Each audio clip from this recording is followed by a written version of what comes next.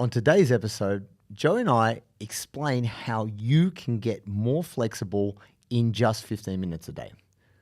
Also, we will let you know the thing you need to add to your stretching, which is going to take you up to the next level: speed. Also, the common myths that are bandied around by people who don't even stretch. Do not listen to them.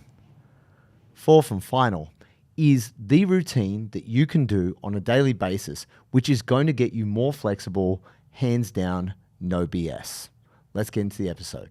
And if you like this kind of content, give us a like, give us a subscribe. We appreciate it. If, like a lot of grapplers, you are a little bit lost when it comes to this flexibility thing, we have you covered. We have a program within our app. It's called Mobility Foundation, and it's designed specifically for grapplers who don't really know where to start but want to increase their flexibility/mobility. To jump in, short routines, 10 to 15 minutes a day. You're going to do about 3 or 4 of those a week.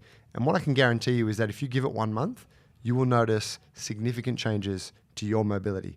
And you will notice it specifically on the mats. If you want to get your hands on the Mobility Foundation program, you can start for free when you kick off your 14-day free trial. All you need to do is go to the App Store, either on your Android or Apple phone, search for Bulletproof for BJJ and sign up for the app. And the best part about it is that you can get coached directly by myself and JT once you've started. We hope to see you in there. You know what I hate the most, more than being inflexible? It's copping a terrible calf cramp. We've all been there. Rolling hard, sweating like mad, and suddenly, you get that pain. This is because of dehydration. Now, our friends at Sodi have designed the perfect supplement to prevent against this. With the perfect mix of sodium, potassium, and magnesium, all you got to do is tear your sachet, mix it in your bottle of water, and you are good to go. Go to Sodi, SODII.com.au, use the code Bulletproof15. You can get 15% off and never suffer cramps again. Ladies and gentlemen, welcome to another Bulletproof for BJJ podcast. The 3 things you need to do to improve your flexibility that you may not be doing. And plenty of people out there trying to do a bit of stretching, a bit of mobility, and they're still stiff, they're still tight, and they're still not getting the most out of what they need in terms of improving their range of motion. And we need to talk about these 3 things. These are 3 things that we both do, Joey and myself, and it's things that we do with our people in the Bulletproof program. And so just wanted to, it's not secret. Be getting flexible. They do be getting flexible, and man, motherfuckers also be hating, outside who are not necessarily that flexible. So let's get into it, because I actually found this quite interesting, more observing maybe our less flexible brethren, the powerlifting community. And no shade on powerlifters. There's some powerlifters out there quite flexible. But for the best part, you don't need to be particularly flexible to be a powerlifter. You don't. No, and an amount of tension serves them well, yeah, doesn't it? And holds them together. Yeah, it's functional. You've got a certain amount of rigidity there to support your joints when you're putting, hundreds of kilos on yourself. But I have seen more and more powerlifters doing dynamic flexibility training. Aha. Now that's number 1. And this is the thing which I think is really underused. This is something I used as a basis of a lot of when I was doing stretching in my early days with Taekwondo and when you go to try and kick somebody's head off, you need to be able to throw your leg up there, pretty dynamically. But I have seen many, many powerlifters before they squat and before they deadlift doing leg swings, lateral, front, back, getting dynamic work in around the hip. And to me, it's fascinating because they don't necessarily need a huge range of motion, but they are incorporating dynamic flexibility. You use a bit of dynamic flexibility, Joseph? Yeah, I use it every day. Always. It's it'll always appear in my warm up, just because it feels like the right thing to do. You get it kicked off. And I think like used in a warm up like that, it is like it's what you need to just get back to your baseline of flexibility. Yeah. Isn't it? And that, if you read what, Thomas Kurz and whatnot talk about in stretching scientifically, it's like you don't walk around at your baseline all the time, especially when you're training in the morning or you've been sitting at like you've gotten out of bed, you get to the gym, like your body's kind of a little bit fucked up. Or you've been working at a desk all day, you get to the gym in the evening, your body's a bit fucked up. So yeah, swinging your legs, swinging your arms, doing some rotations, that shit just gets you back to beginning. Yeah. And now you can do whatever you're going to do movement-wise. Go from there. I mean, for myself, what I think about with whenever I'm doing any kind of dynamic flexibility training, you know, whether it's leg swings, arm swings, dynamic rotational stuff through the torso, I'm thinking about undoing the fuckery of the day. So if that has been a lot of like moving boxes or lifting heavy through the front, I will be looking to dynamically open up through the chest and the shoulders to get my scaps and everything else fired up. Yeah. In the same way, if I've been kind of very straight and stiff, I will be doing some dynamic rotation work through my upper body just to try and reset, kind of, like you were saying. Similarly, if you're sitting in the car, like say you've been stuck in traffic and you get to the gym, but you're feeling like, oh, back stiff, hips stiff, doing some work through the glutes and through the lower back to like get the legs kicking up and back to create the hip extension. Or for example, even though you may not think about it in this way, lying down on your back and doing like a single leg like hip extension is a form of dynamic stretching for hip flexors. Yeah. You're contracting the glutes and opening up through the hip. This is something you need to get yourself right before you start getting into anything else. And I think that's the thing that, funnily enough, if I'm seeing powerlifters do it and then I go to a jiu-jitsu gym and fucking BJJ folks aren't doing it, what the fuck are we doing, fam? Yeah. Like, come on now. We f***ed up a long time ago. We did. So what, you know what I mean? Like no amount of jumping jacks is going to help you with that. So this is why I want to talk about it. Yeah, and I like to give the listener like the break, like what is dynamic flexibility? It is just, it's stretching through movement.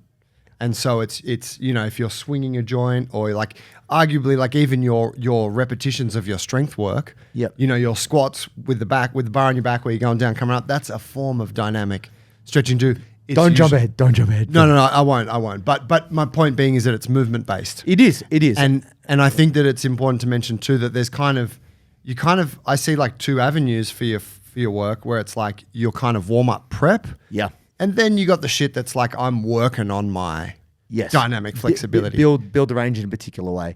And the thing is sometimes for some folks I've found through my clients and even my own flexibility, my dynamic range can be better. Like my active range can be better than my static range. Yeah. Like I might be able to kick up above my head because I've practiced that, a billion times. But does that mean I can drop straight into a front split? Not necessarily. Like there is definitely more work to the kind of static longer hold piece. But here's the cool thing about dynamic flexibility. You're activating a group of muscles. So if you imagine like a Bruce Lee-esque like front, like axe kick kicking up above your head, or I think Jet Li, like there was a guy standing behind him in one of the movies and he kicked up and was able to like kick dude in the face behind him. You're like, shit, that's badass. Yeah. You're really contracting the hell out of your quad, your hip flexor, your abs. Like you're really working quite hard there. But the other benefit is you're also contracting really hard through your glute and your stabilizers in your other leg when you do these things.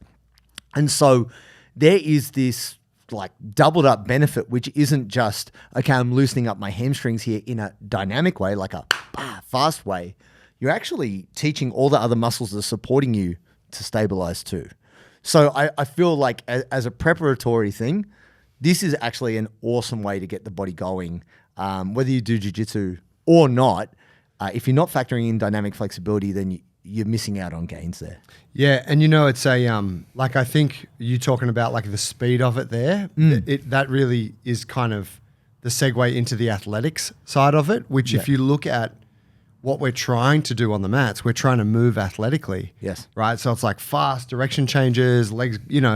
This coordination of the body, and so doing that through some dynamic stretching in your warm up, it really preps you for that nicely. Yeah. You know who's great at dynamic flexibility? Old Chinese people. Oh, Yeah, definitely. You go to the park and they're like, some old lady's like swinging her arms or repping. Yeah, swinging the leg. Or Yeah. I remember the old Chinese, like there's been an old Chinese woman at each of the outdoor gyms that I've trained at for a period of time. There's always an elderly Asian person Yep. getting their move on early in the morning. And this woman used to just, she'd have her leg up just be- on like this bar that was kind of made no sense why it was there. But she'd have her leg up, she'd have her foot at about the height of her head. Wow. And she was probably in her 80s. And then she'd just be like, oosh, like just hammering into that leg, holding onto the thing for like 10, 20 minutes aside. But I'm like, that's f***ing sick. Right. And, if you think about like the tissue quality, like say if I tried to get my dad, who's in his 70s, if I tried to get his hamstring into end range and then get him to bounce into it, he would tear his shit. Yeah. So like there's something like in that sort of speed and velocity, there's something really important about how you're conditioning. There's a lot to be said for that. And look, the other side of this, which I was going to say, where like I have found just in my life that my dynamic flexibility is better than my static flexibility. You're going to get folks who do a lot of yoga, say, and they've stretched their whole lives in longer hold, slow positions. But if you said to them, all right, just like throw your leg up. Well, here's the ball. I want you to run for the goal line.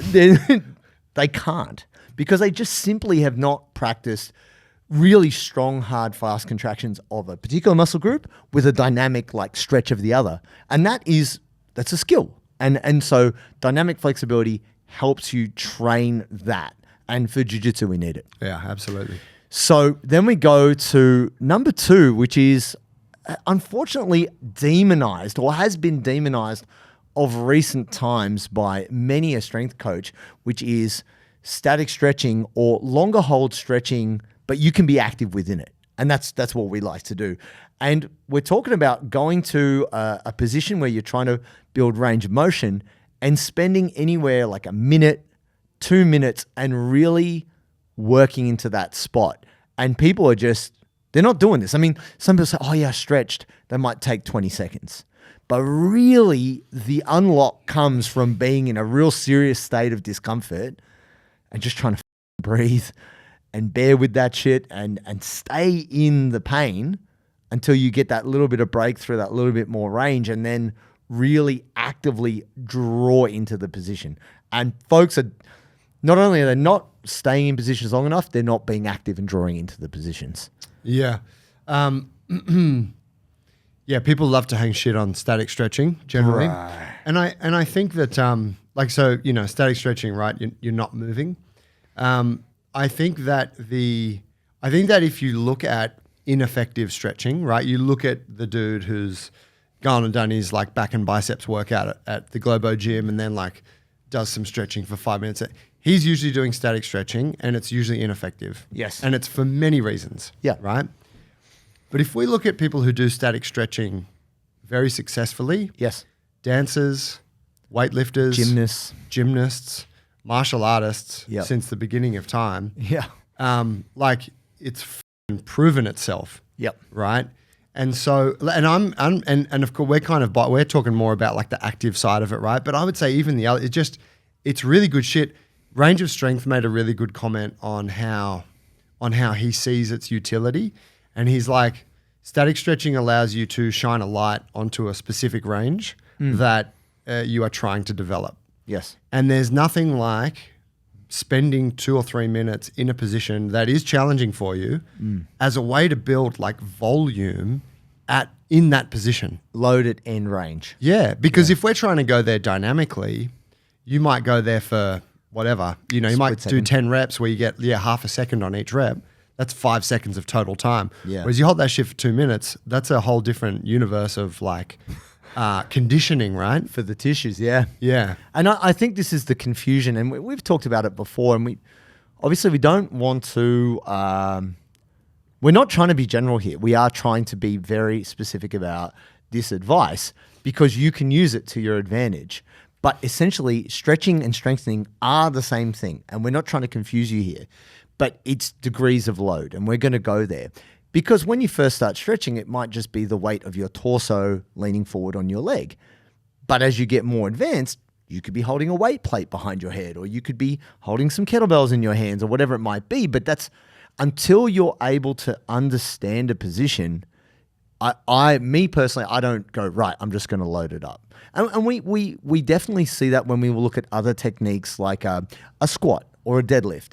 Yeah, it makes plenty of sense. I'm going to just start light and build up my technique and my bodily awareness. And speaking of your point there, Joe, spending 2 minutes in a spot, it'll let you know where you're weak. Like, you're like, shit, my hip flexors are on fire in this position. Yeah. And the other thing too, which I wanted to bring into this, is the breathing aspect. And this is, I think actually, the best way that I find that I'm able to get deeper into any stretch is exhale. Like if you're so uncomfortable in a stretch, it doesn't matter if you're stretching your calf, your pec, your back, whatever muscle group or position you're working on.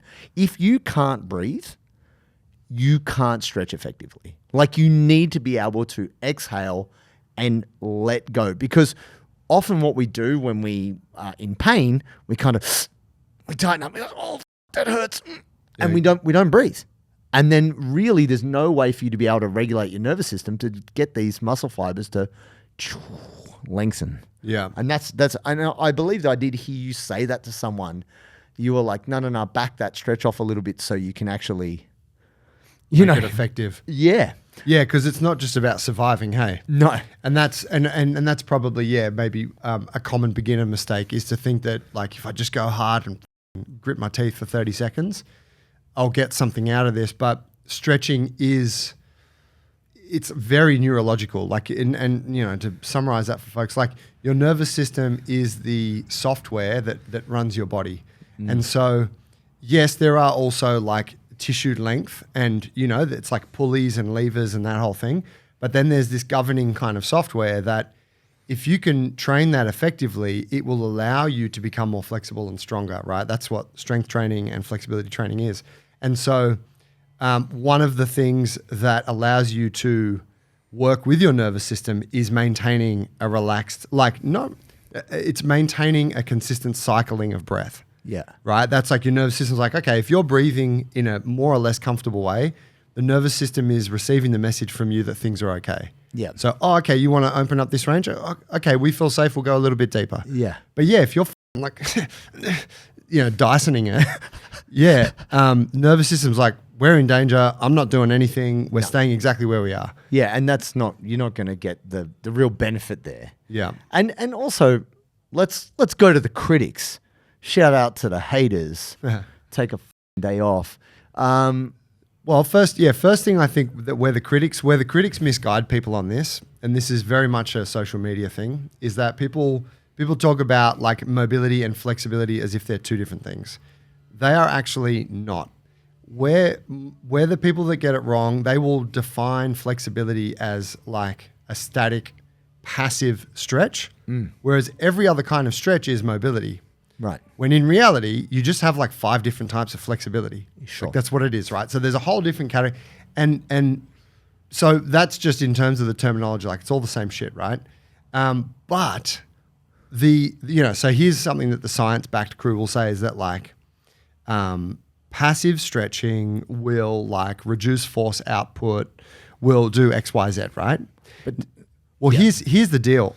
We are all training on the mats and or in the gym, building strength, right? Even if you don't go to the gym, even if you just do jiu-jitsu, you are strength training through your jiu-jitsu all the time, right? You're squeezing, you're holding on with your legs. Spider guard, your legs stretch. Yeah, like you're working, right? You're building muscular strength. Now, if you go and do some really passive, let's say you go to the very end degree of passive stretching, which is you get someone else to stretch you. Yes. Let's say you go to that Stretch Lab franchise. Oh, yeah. And you pay someone and they just put you in positions, right? Or say you're rolling with Joey and he decides to stack the out of you. Yeah. Or it's banana split week this week. You're right? getting hammered. The idea that like if in that stretch session you open up new range, you're then back at jiu-jitsu the next day where you are building strength. Yeah. So there's this like alternating thing between opening up range, strengthening range. Whereas, so I think like when people are like, yeah, but you're just going to like if you're static stretching, you're going to build range that's weak. It's only possible if all you ever do is stretch passively and nothing else. Well, But we're all doing the sport. maybe. But speaking to that, right? There's folks out there who are like, nah, if you can ask to grasp back squat, why would you stretch? It's like, motherfucker, we don't just ask to grasp back squat. Yeah, we do that, but then we also do banana split. We're also doing like, side step, long step, stack pass. Like jiu-jitsu is so dynamic, just saying, okay, we're just going to back squat and we'll do some deficit deadlifts and that's good enough. Like, no, it's not good enough. Like, we have to prepare our bodies for far greater ranges than we use in our day-to-day lives. Now, for the best part, these people who are very critical, like, yeah, there have been some studies that have shown if you do some static stretching that immediately post or within a certain amount of time, if you try and lift, your nervous system is like suppressed of sorts. But that's not what we're talking about, right? That's not what we're trying to go to here. We're trying to talk about you building range so you have greater tolerance for the stress of jiu-jitsu.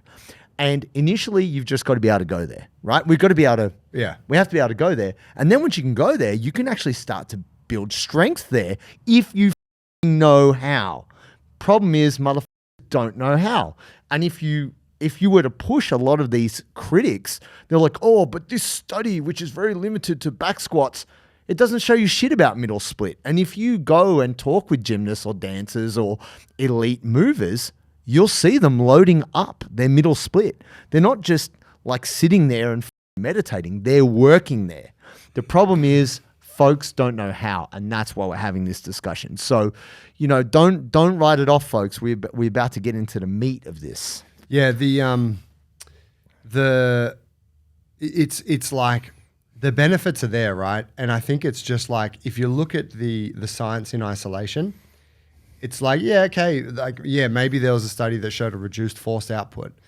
But if you've ever watched, say, if you watch Dmitry Klokov, like, a bit of a goat of weightlifting and warm up. Olympic lifting, yeah. He's doing like static stretching. And then he's also doing some dynamic shit. Dynamic as well. And then he's putting a bar on his back and doing some warm-up sets. And then he's doing some jumping and plyometric shit. And then he's slowly getting heavier. And you're like, oh, hang on a second. There's an entire approach here. There's a whole process to prepare this athlete.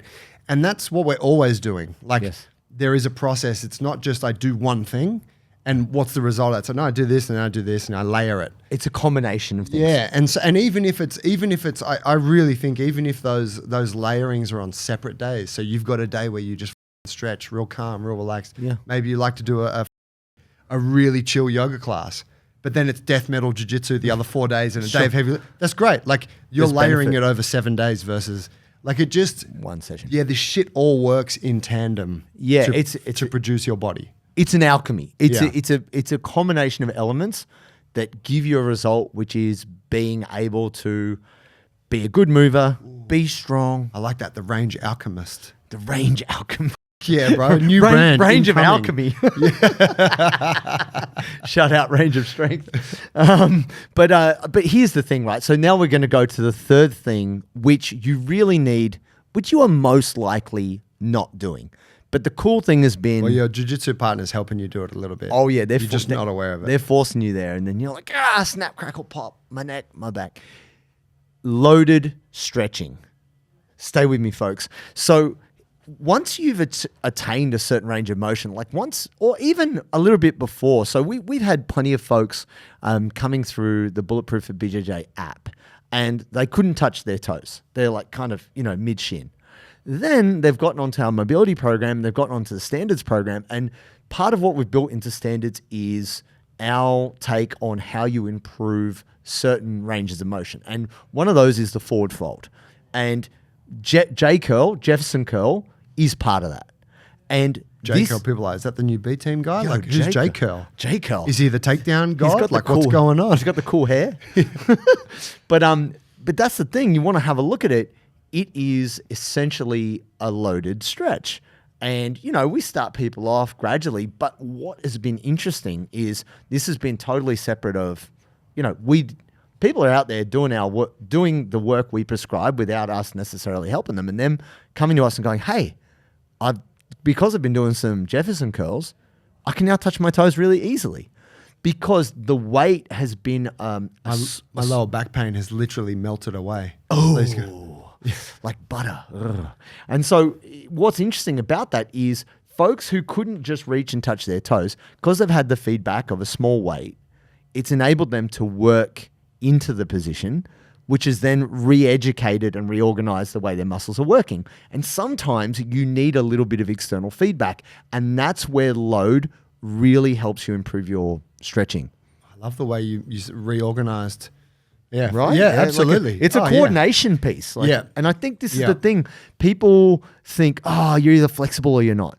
That's bullshit. Like, it's a skill and you can practice it to varying degrees. And once you have a basic level control with the skill, you can start to add a little bit of load, add a little bit of complexity, blah, blah, blah. Like, so for example, like you, Joe, you guys more recently, you were doing front split work, right? And you've been working on that a bit, right? Yeah. I've been a bit lax with the last couple of weeks, but yeah, we are. But no, but let's get into talking about like, I guess you've got someone who's like, okay, stretching, cool, I'm on it, I'm with you. How do I fucking get at this?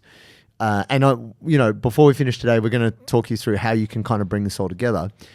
How do you think about, because I feel like we are a little bit different in this way, that you are probably happier to put a little bit of weight in people's hands earlier than me to enhance the stretching gains. To talk to me about that. Yeah, so I think I used to be a bit more kind of systematic, like, you got to have this before you do that. But I feel these days that loading up a stretch can be a really good strategy to give somebody like an internal sense of the stretch. Right. And so the Jefferson curl is a great example. Like, because you got this weight, you can feel the load on your body. You're coming down, you're locking the knees, you're feeling the stretch, right, in your hamstrings and all that, and your calves maybe. But it's like, I got this weight and I'm pushing it towards the floor. It gives you that feedback. I think this is something which if you've ever seen a clip of a J curl and you're not aware of it, I think this is maybe a quick, I'll just cut in for a second. A misunderstanding is they think the weight is hanging Pulling off them. Yeah. But actually you are actively pushing the weight down. And this is actually a massive unlock in terms of you're actually trying to brace your abs, tense your quads, like draw into it. Can you talk more about that, Joe? Yeah. About the shortening piece? Yeah. Yeah. So when we do the Jefferson curl, generally the way we like to do it is not all that heavy, but this weight is giving you the feedback of where you need to go. And so you can, instead of focusing on the stretch side, you can focus on the shortening side, which is the other side of the joint being stretched. It's your hips that are being stretched on the back side, right? So think back line of the body. So on the opposite side, the front line of the body, abs, those muscles are contracting, they're shortening. And so everywhere from your knee, right? So you got your quads, you got your hip flexors, and you got your abs. If you focus on shortening and contracting those, you will reach greater levels of hamstring length while not really focusing on hamstring length. Yeah. And this is the interplay between like shortening and lengthening side. It's called end range closing, which is where I learned it from Emmett Lewis. But it's where people can start to grasp like, strength and flexibility, not that different. No. Right? But I think just to clarify for folks where it is different, and I take this from Electrum Performance. Shout out to those guys. They do a good job of articulating some of this stuff on their Instagram. Jiu-Jitsu guys. But they say like for range of motion, you can have or for strength training, you can have a strength bias or a range of motion bias. Sure. And so that's just like, hey, we're choosing to focus on load today.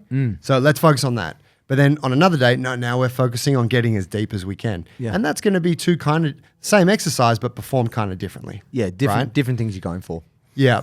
But yeah, so with that, if you take a standard jiu-jitsu person, they are strong, they are tight, and, body's a bit beaten up, right? So if you get them to do, I find often getting them to do an unweighted or a light-weighted hamstring stretch can often be quite unfulfilling for them. Like, I just find it so hard to get into.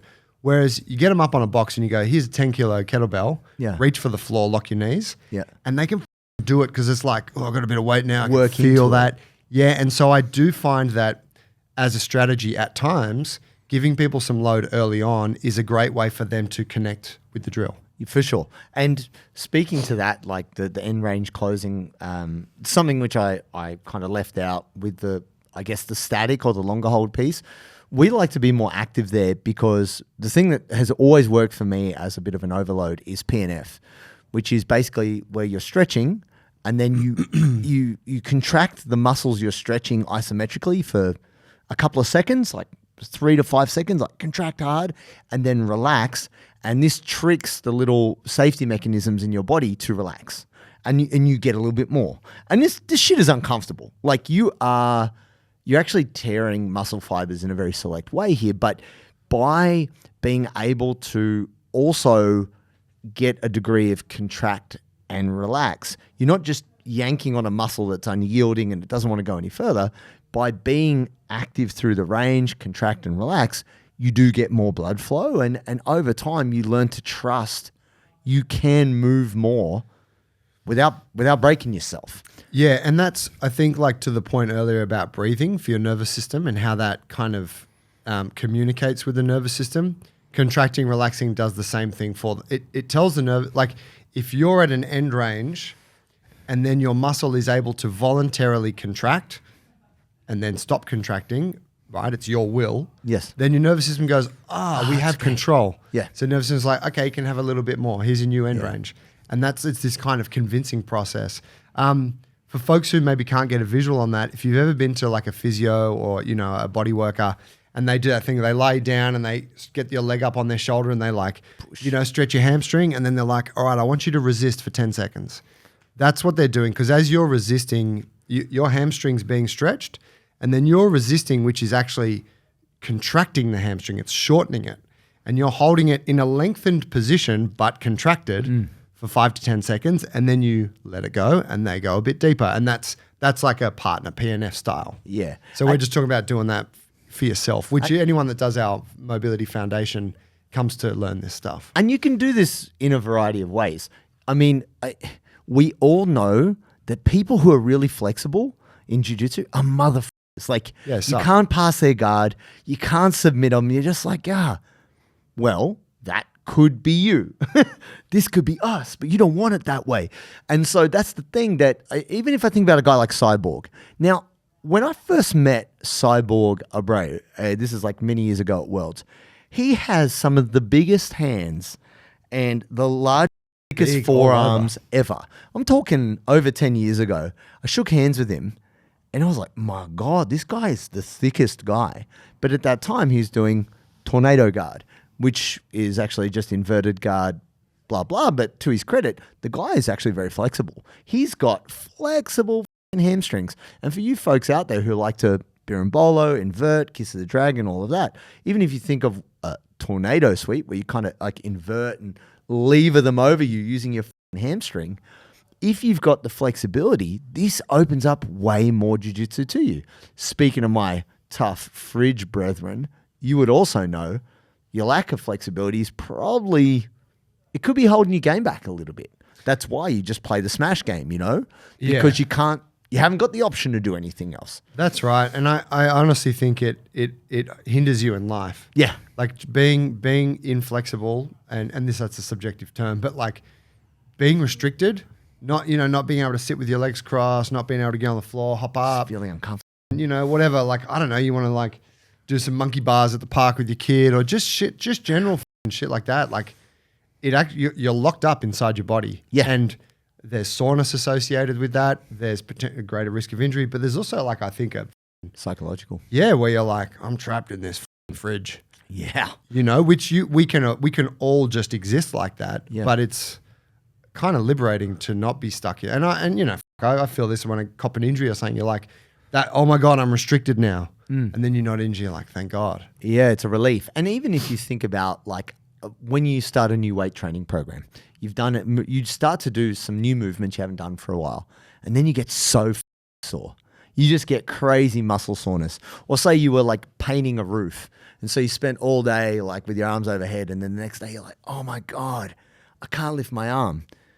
People feel like this week in and week out, whether it's a particular joint, it could be their hips, it could be their back, but there is an unlock here. And this is where I want to talk about how we can put this together. And this is going to help you have more options in jiu-jitsu as well. So for me personally, what I like to do, if I'm just doing like, you can do these little bits and segments like Joey was saying, you can break it up over the week, or you can actually put them together for a nice little stretch sesh, so to speak.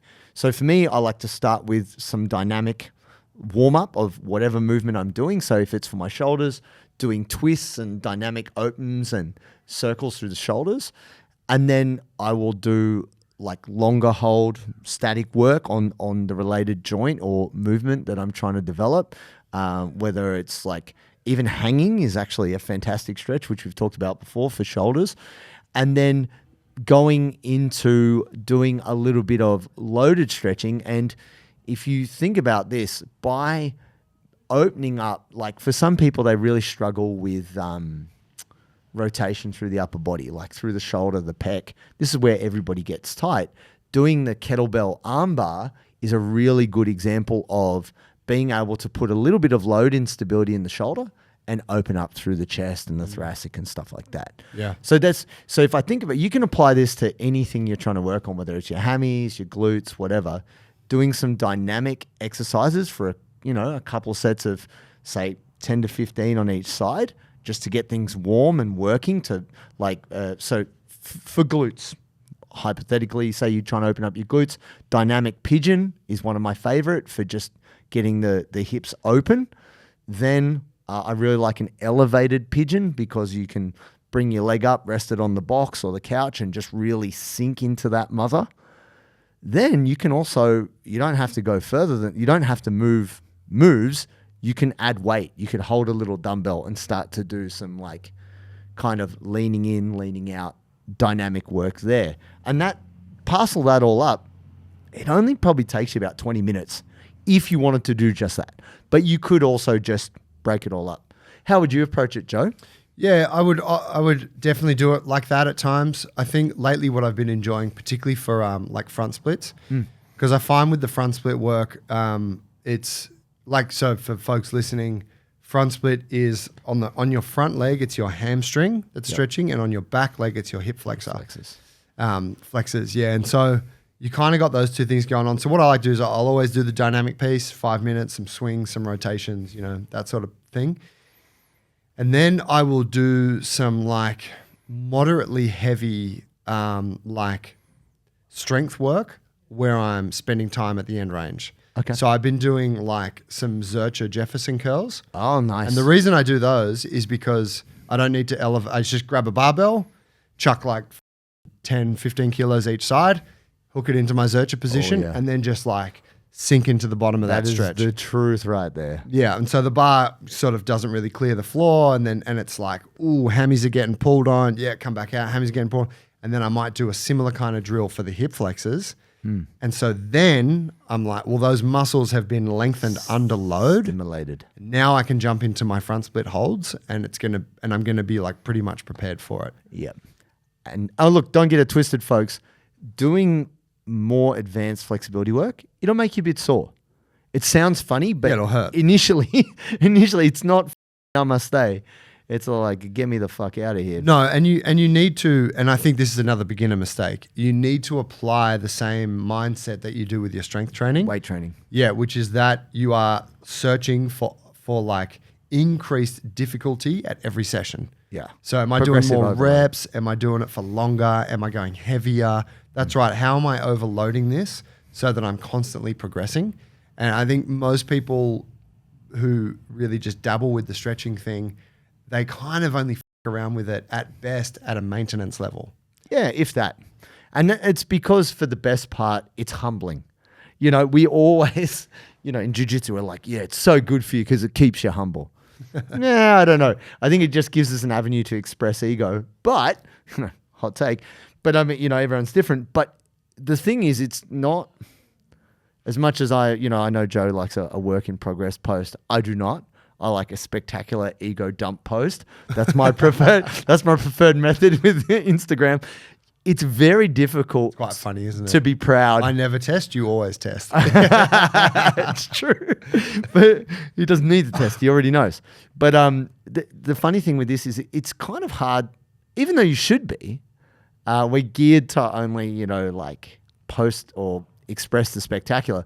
Is if you've gotten a couple more inches on your forward fold or your back bend, that's great. Like you are improving, but it's not glorious in the same way a big deadlift is or whatever, but it will stop you from having, like career-ending surgery potentially. Yeah, and I mean, I really think that is, I think we all sign up for that with strength training, right? It's like the majority of your workouts are not that fun. No. And it's just like marginal gains. Chip away. And then every now and again, it's like, whoa, shit, I've unlocked something. Like, wow, I'm on the 24 kilo kettlebell now for my get up or whatever. That's cool, Yeah. But and so stretching is the same thing, right? And I think that it's probably even like longer between drinks. Yeah. But in that way, it is. When you hit a milestone, you're like, holy fuck! Wow. You see the effectiveness of it, and you're like, okay, I can do this. And then I think in a way it is more rewarding because you actually unlock new positions, like positions that you just could not get into before. And like fundamentally as a human, it's like, that's pretty night and day. Yeah. Like massive. you could not touch your toes ever.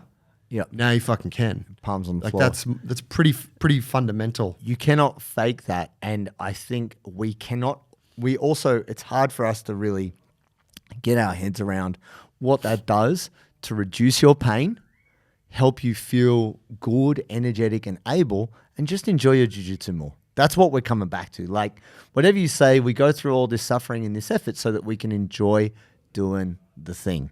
And so for you out there, if you want to know more about this stuff, we do have an app. It's a good thing. People use it. It's a good time. You should check it out on the App Store or the Play Store. Bulletproof for BJJ. Check it out. Get around it. Do your 14-day free trial. Very easy. You can get more flexible. It'll be a good time. There it is, folks. We love you. And if you enjoy this kind of stuff, hit like, hit subscribe, and give us a 5-star rating. Peace.